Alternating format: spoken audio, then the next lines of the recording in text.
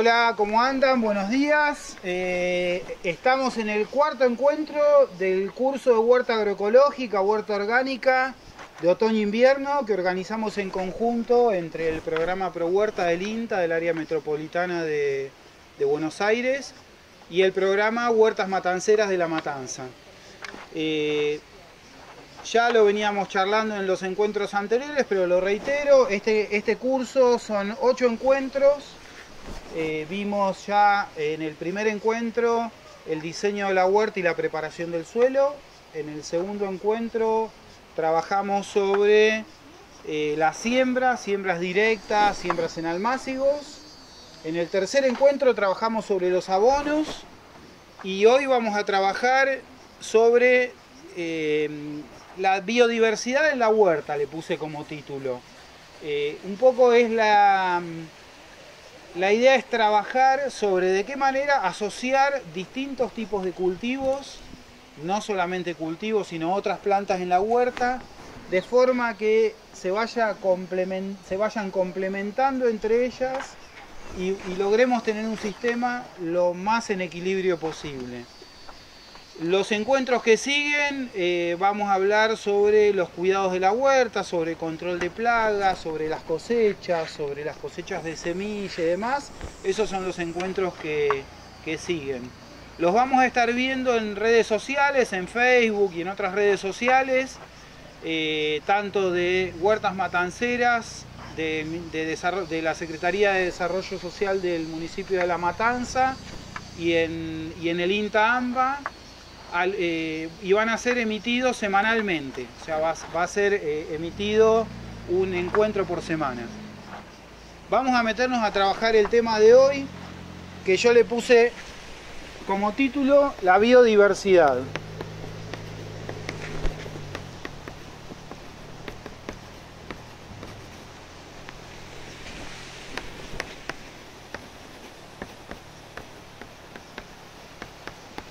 La biodiversidad en la huerta. Biodiversidad es un concepto muy amplio que tiene que ver con comprender un sistema natural con todos sus integrantes, con todos sus integrantes, plantas, animales, distintos tipos de plantas. En el caso de la huerta, ahora vamos a meternos a ver, bueno, ¿quiénes son esos integrantes que pueden formar parte de la huerta y de qué forma los combinamos para que de algún modo crezcan y se desarrollen en armonía?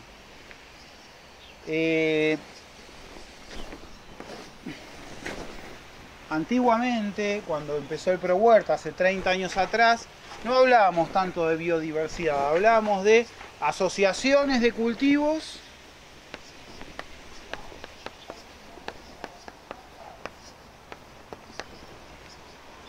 y hablábamos de rotaciones.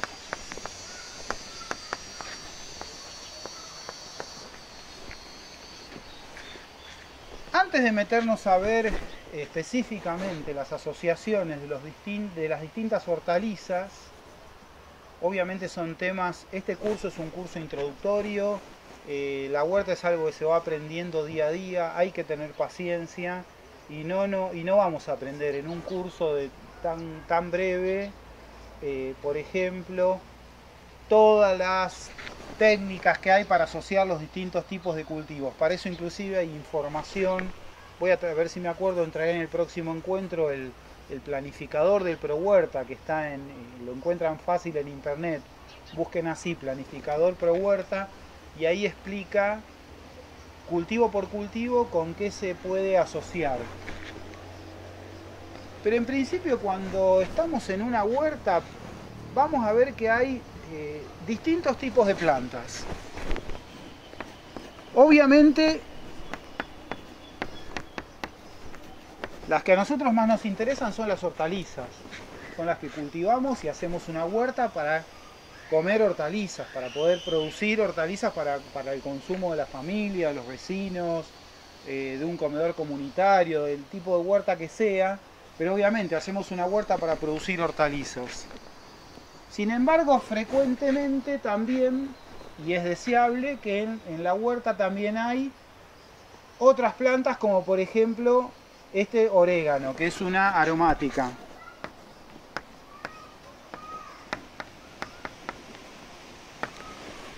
Hay aromáticas que las consumimos en las comidas, como el caso del orégano, otras que se pueden utilizar para hacer un té, como puede ser, no sé, un cedrón, por ejemplo. Tienen distintas funciones desde el punto de vista de la cocina, pero en general son plantas que tienen olores muy fuertes, las plantas aromáticas, contenidos de aceites esenciales elevados, por eso tienen olores fuertes.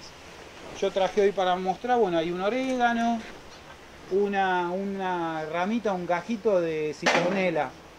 Esta es pariente del malbón, en realidad. Se multiplica así de gajo, ahora lo vamos a ver.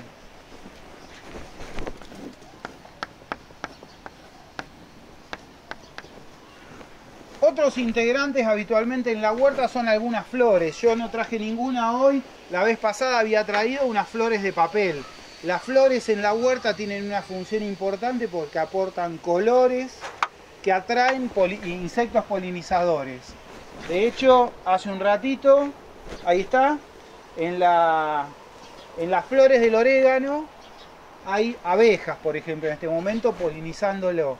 Pensemos que todos los cultivos de hortalizas que dan flores, los tomates, los zapallos, las berenjenas, los melones, los pepinos, los choclos y demás, frecuentemente necesitan de la acción de los insectos para fecundarse, para polinizarse. En ese sentido, he visto muchos comentarios en el Facebook de gente que poliniza en forma manual, pero si nosotros en la huerta logramos tener una diversidad de flores, vamos a ver que solos van a aparecer abejas, abejorros, avispas, algunas moscas que van a andar de flor en flor transportando polen y fecundando esas flores. Ahora, también a veces en la huerta o cerca de la huerta, no sé si se llega a ver, ahí atrás hay algún árbol cerca.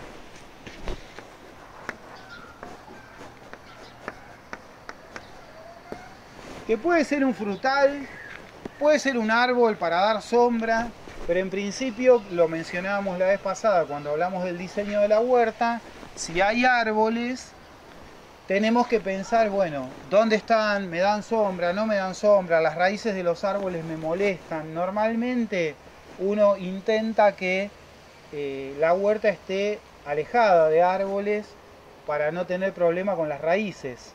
A veces los terrenos son chicos y hay poco espacio y hay que aprovechar el lugar. Recuerden que siempre es importante, por ejemplo, si hubiera un árbol ahí donde está esa regadera, le daría sombra no a la huerta, sino al espacio que hay del otro lado de la huerta. Entonces, en ese sentido, considerémoslo cuando pensemos en el diseño de la huerta. Pero sin duda, además de todas estas plantas,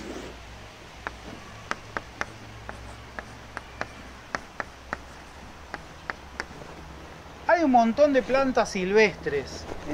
Yo voy a agarrar una así al azar.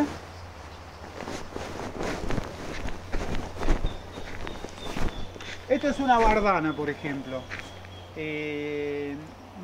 No sé bien cómo, pero algunos consumen la raíz de la bardana. Es una planta silvestre. En esta huerta se hizo un trabajo que en realidad no es lo ideal, que es sacar todo el pasto, no es lo ideal. Yo les decía que a mí me gusta dejar en los caminos de la huerta el pasto. Y si uno cuenta en una huerta ya instalada la cantidad de plantas silvestres que hay, no la cantidad de pastitos de gramilla, sino la cantidad de especies, gramilla, bardana, un trébol, un huevito de gallo, que es una plantita, un physalis, una quinoa. Si uno cuenta la cantidad de plantas silvestres que hay en una huerta, muchas veces vamos a ver que son más en cantidad de especies que todo el resto. Por lo tanto, aportan biodiversidad, aportan lugares donde se van a poder esconder si las dejamos silvestres en un rincón, arañas, tatadiós, crisopas, que son insectos que se alimentan de otros insectos. Entonces, cuando hablemos de asociaciones en la huerta, tengamos en cuenta todo esto. No pensemos solamente qué planto al lado del coriandro que planté el otro día, que sembré el otro día, o al lado de la remolacha. Eso es una parte de la historia. La otra parte es todo el resto. ¿Dónde pongo las aromáticas? ¿Dónde las flores? ¿Qué hago con los árboles que crecen? ¿Y dónde dejo plantas silvestres? Ahora en la tierra vamos a ir viendo estas ideas de dónde ubico cada una de estos individuos.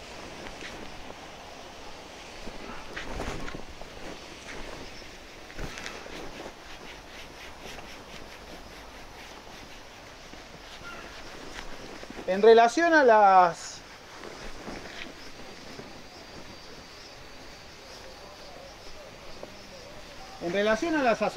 asociaciones de hortalizas,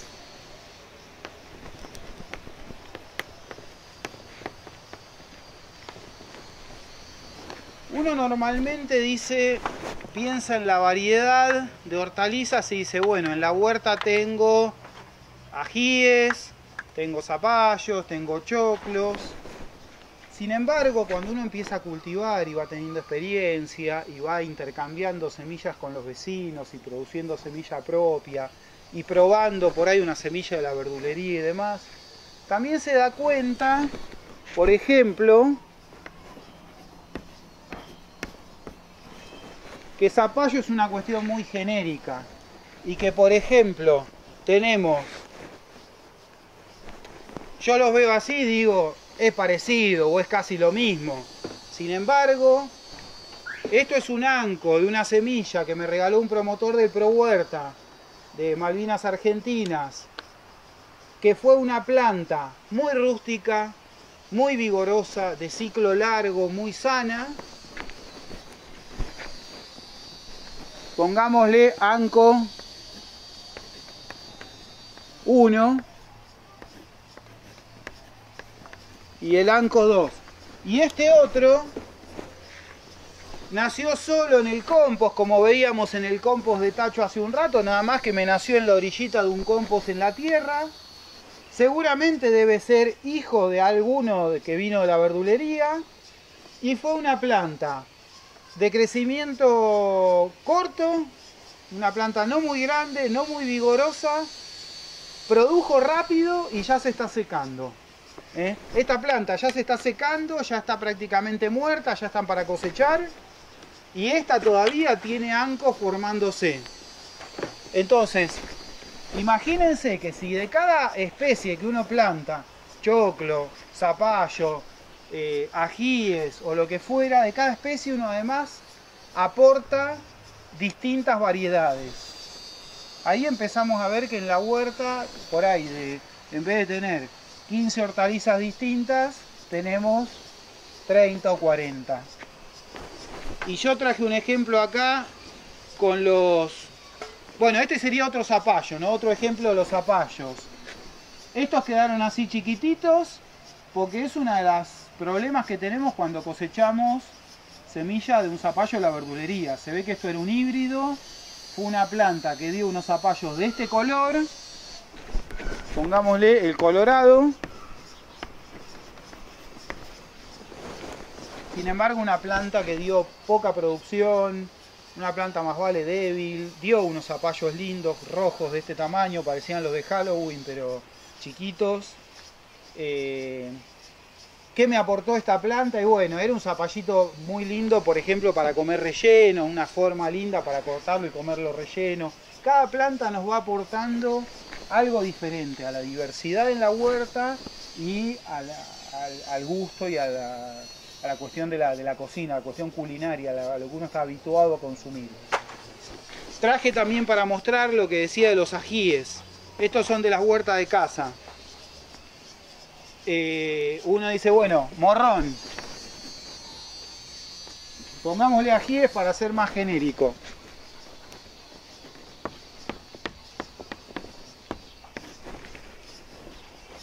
Este es pimienta de cayena, le dicen. Ají de cayena.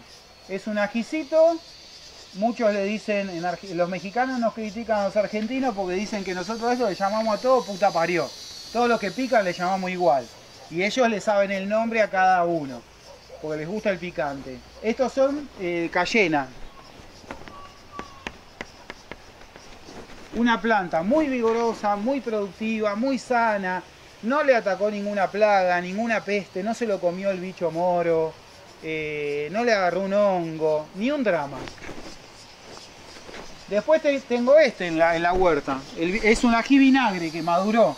Es el ají vinagre verde común, nada más que maduró. No tenía semilla, encontré uno así en la verdulería, lo compré y lo sembré. Y salieron 10 puntos. También, muy lindas plantas, bastante sanas. Le encantó comérselo al bicho moro. Ven como cada planta va teniendo sus particularidades y va cumpliendo. Esa planta tenía tanto bicho moro que yo lo hubiera considerado en la huerta una planta trampa. ¿Se entiende? O sea, para controlar el bicho moro lo podría haber controlado sobre el ají vinagre. Ya vamos a ver este tema cuando veamos control de plagas. Y un morrón común.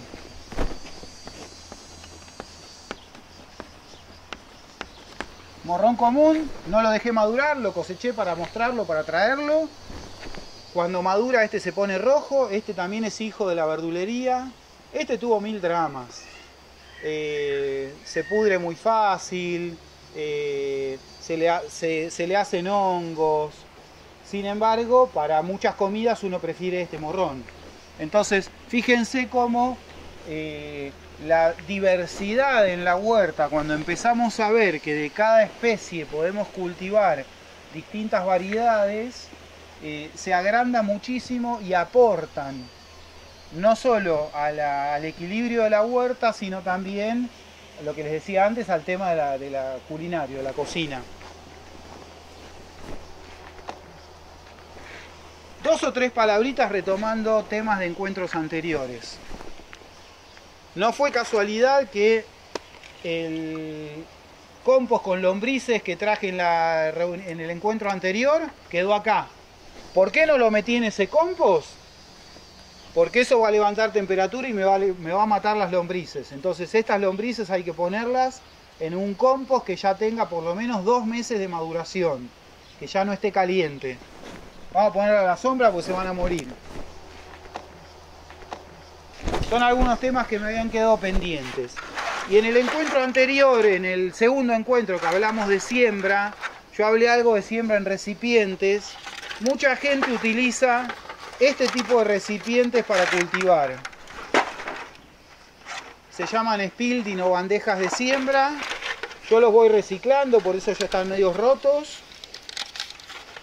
Tengamos en cuenta que si usamos recipientes, no me voy a poner a hablar en contra de sembrar en un maple de huevo, esas cosas, porque creo que después de un año de tanto curso de huerta, cuarentena y demás, ya todos más o menos lo tenemos claro, todos y todas. Pero entendamos que cuanto más chiquito es el lugar donde voy a sembrar, esta bandeja por ejemplo se suele usar para lechuga, cuanto más chiquito es la celda donde sembramos, más esclavo nos hace del riego.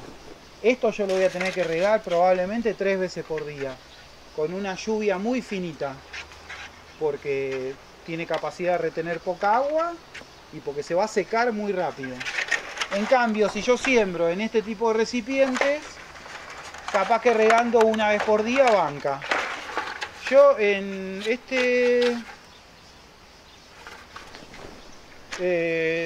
en un intermedio de estos dos, bandejas de 70, y creo que son de 78 celdas, imagínense más o menos el tamaño intermedio entre estas dos, sembraba tomate y trabajando en el INTA, me iba de mi casa a la mañana y volvía a la noche, lo regaba 2 veces, necesitaba regarlo 2 veces por día, a la mañana y a la tarde.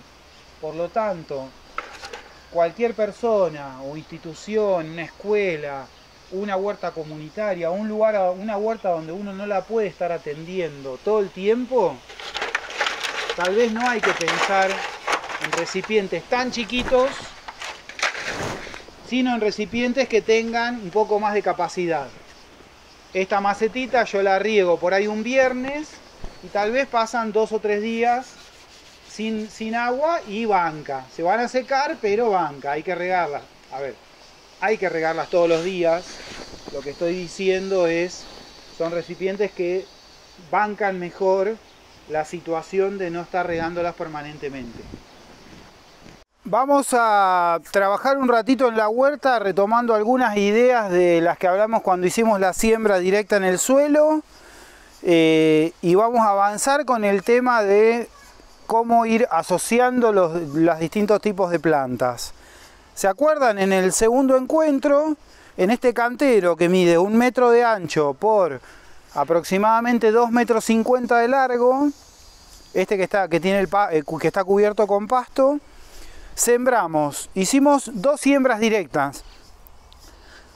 Le puse los cartelitos que no se los habíamos puesto. Sembramos coriandro,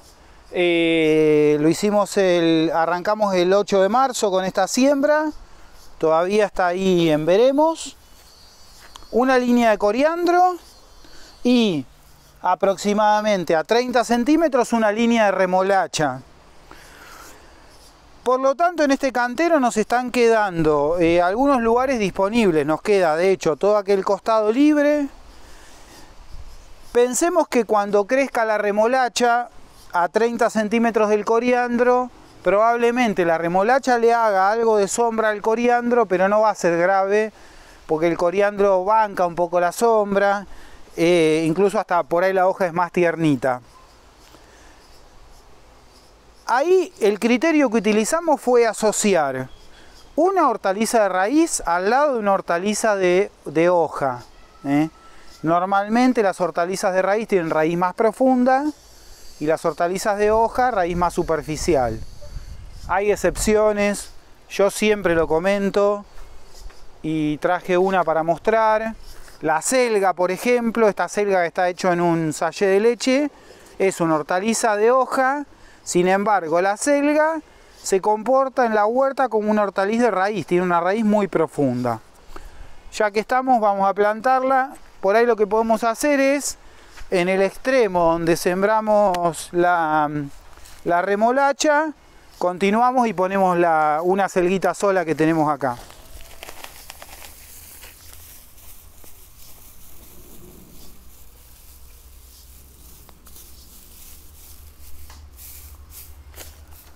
Fíjense que al estar la cobertura del suelo, cuando yo hago trasplantes como esta selga, no retiro la cobertura del suelo, la corro un poquito, planto y vuelvo a cubrir el suelo. La planté a continuación de la remolacha, son parientes muy cercanos y tiene raíz muy profunda la selga. Hablábamos hace un rato de las aromáticas como el orégano, y las flores como en este caso la citronela, que además tiene olor fuerte. Cuando uno planta una planta en la huerta tiene que tratar de averiguar o de investigar o de preguntar cómo es el desarrollo de esa planta. La citronela es una planta que si uno no la poda se hace muy grande, pero la puede manejar con la poda. Se hace como un matorral medio achaparrado, pero crece grande verdaderamente. Entonces yo no la plantaría en la huerta, en el cantero, pues me lo va a tapar. Tranquilamente la podemos plantar en el cerco de la huerta. Entonces yo ahí moví un poquito de tierra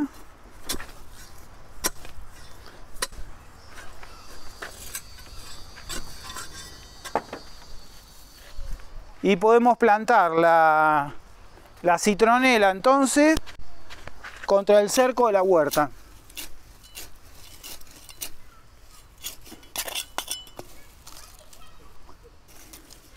Aunque se la vea media marchita, la citronela es una planta que de gajo crece muy fácil, como el malbón. El orégano.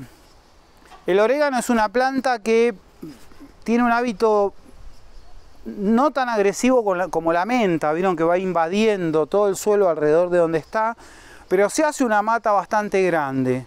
Entonces, yo tampoco la plantaría, en este caso en la cabecera del cantero, por ejemplo, que es un lugar donde solemos plantar las aromáticas, porque sembramos el coriandro y la remolacha prácticamente hasta la punta del cantero. De todas maneras, en esta huerta tenemos orégano por todos lados. Yo lo que quería es mostrar, bueno, cómo elijo un lugar para plantarlo. Por ejemplo, si quiero plantarlo en este cantero, lo podría plantar lejos de donde terminé.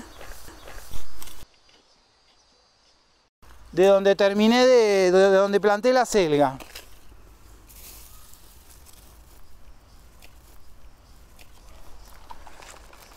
Yo no soy muy partidario de plantar plantas perennes como el orégano que duran varios años en el medio de un cantero. Lo que quería mostrar es la importancia de entender que tiene un hábito de crecimiento, que se va haciendo una mata bastante amplia y que no la podemos plantar tan cerca de las hortalizas. Si el cantero terminara ahí, perfectamente lo puedo plantar ahí. ¿Por qué? Porque el día de mañana, cuando cosecho la remolacha, el coriandro o lo que plante acá, remuevo la tierra y el orégano no va a estar cruzado en el medio del cantero molestándome. Entonces, de esta manera vamos incorporándole de algún modo diversidad a la huerta. Diversidad de colores, la flor de... Por ejemplo, en la flor de la citronela, acá hay creo que le llaman Diego de noche a esta. Son plantas que van ayudando a que aparezcan polinizadores. Acá tengo unos ajos. Este ajo se hizo en estas macetitas porque acá hay un emprendimiento, funciona un emprendimiento que venden plantines. Si yo lo voy a plantar a la huerta, directamente planto el diente de ajo. ¿Dónde plantaría el ajo en esta huerta, suponiendo que el cantero termina acá?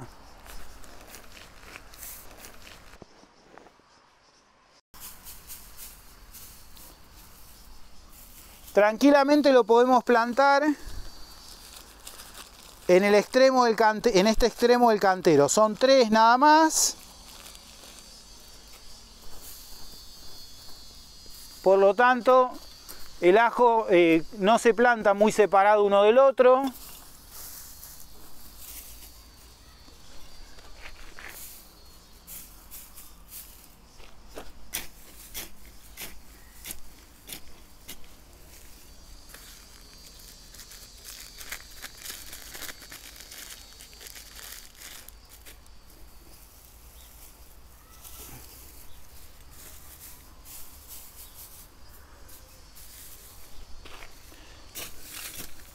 Ese me va a quedar demasiado cerca de la selga. Si yo veo... ¡Apa! Se me desarmó. Bueno, igual sirve para ver. ¿Ven? Ahí se ve el diente de ajo. Son plantines nuevos, por eso todavía no está bien formado el pan de tierra.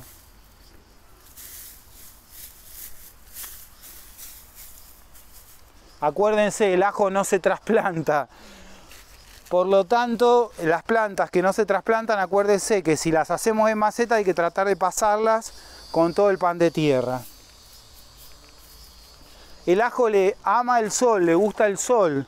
Por lo tanto, cuando este ajo crezca, si vemos que la selga le hace sombra, esa selga va a haber que cosecharle la hoja periódicamente. Vamos sacándole hoja por hoja, de forma que no le haga sombra al ajo. Del mismo modo, el orégano que está al lado lo podemos ir podando para dejar que el ajo que está cerquita vea la luz, que no le falte luz. Entonces, por ahora en el cantero que teníamos, lo único que hicimos fue ocupar esta cabecera con ajo y orégano en la parte más afuera y una selga donde habíamos terminado de sembrar la remolacha. No más. Nos está quedando más o menos 40 centímetros libre en esta orilla. Tenemos acá unos plantines tenemos apio, tenemos cebolla de verdeo y tenemos brócoli. El brócoli, ¿se acuerdan? Es una de las que decíamos que se pueden plantar a raíz desnuda.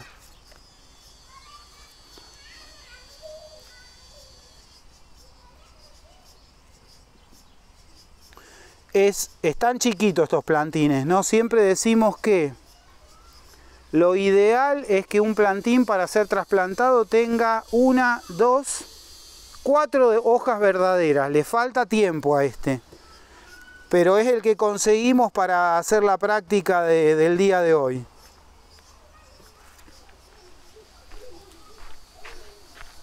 Podríamos plantar este brócoli en la orilla de este cantero, tranquilamente. El brócoli va a necesitar más o menos 40 centímetros como mínimo a la hilera de cultivos que esté al lado.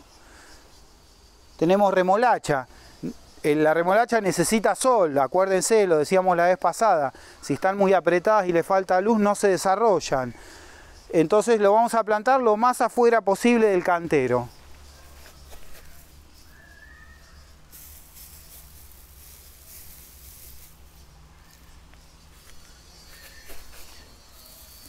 Más o menos a 40 centímetros o 50 entre una planta y la otra.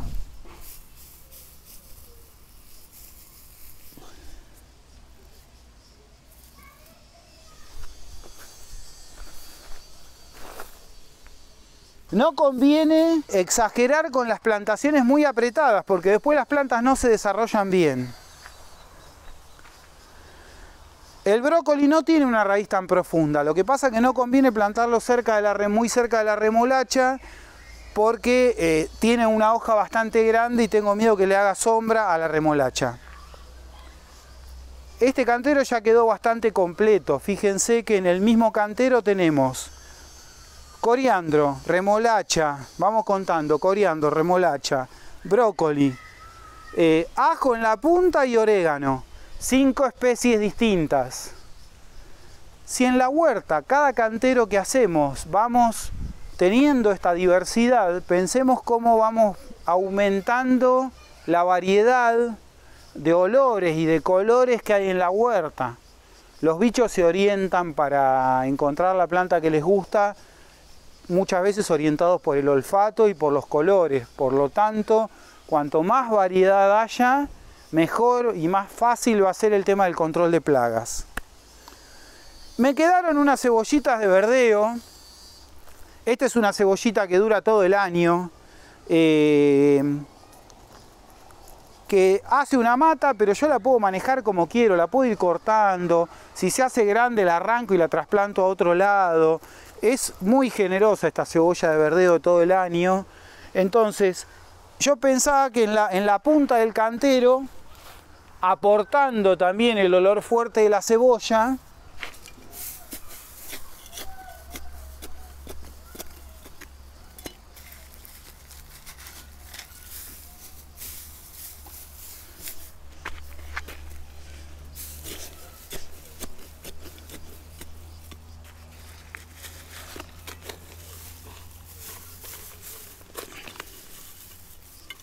ahí planto las 3 cebollitas de... 3 cebollitas en la punta del cantero, cebolla de verdeo de todo el año. Es una cebolla perenne, no muere esta planta. Vamos a tener para regalarle a todos los vecinos, porque se va haciendo una mata y uno cuando la mata es grande la arranca y cada tallito de cebolla con raíz origina una planta nueva. Entonces, ¿qué criterios, qué ideas utilicé para combinar las plantas acá? Combinamos plantas de raíz profunda con hortalizas de raíz menos profunda como el coriandro, plantas de olor fuerte como la cebolla en una punta, cebolla de verdeo, el ajo, aromáticas como el orégano, una flor como la citronela que está cerca.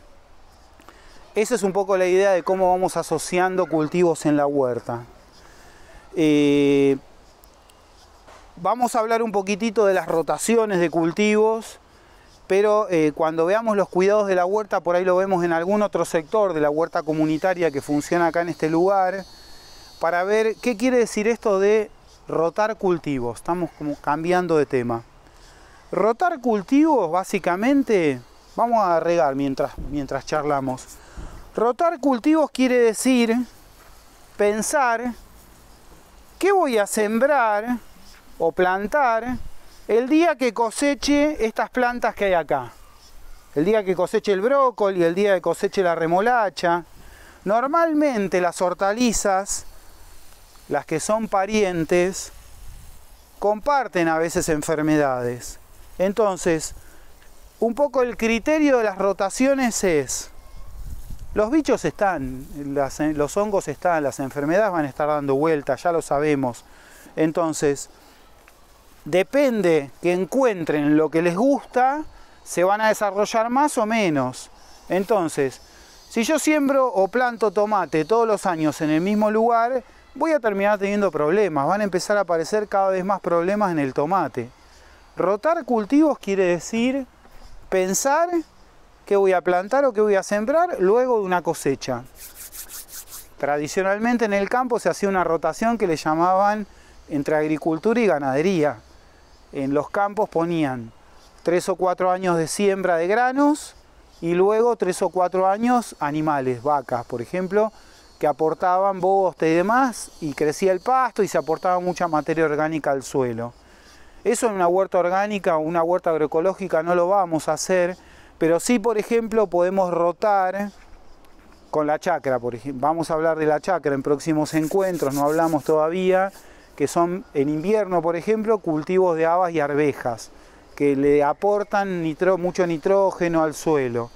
Entonces, muchas veces en la huerta uno puede imaginarse esto, que tiene canteros de cultivo con toda la variedad de hortalizas, y esos canteros, después de, por ejemplo, 2 años de cultivo, en ese lugar siembro chacra. En invierno habas y arvejas, y en verano en la chacra plantamos choclos, chauchas y zapallos.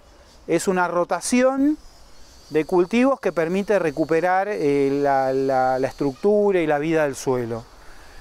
Esperemos que hayan sido claros los conceptos, las ideas. Esperamos encontrarlos en el próximo encuentro.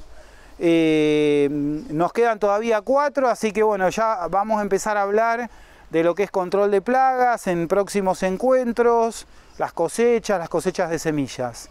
Buenos días a todos y a todas, esperemos que haya servido, y las dudas que vayan apareciendo, pregúntenlas en los chats de las redes y ahí vamos a tratar de ir respondiéndolas.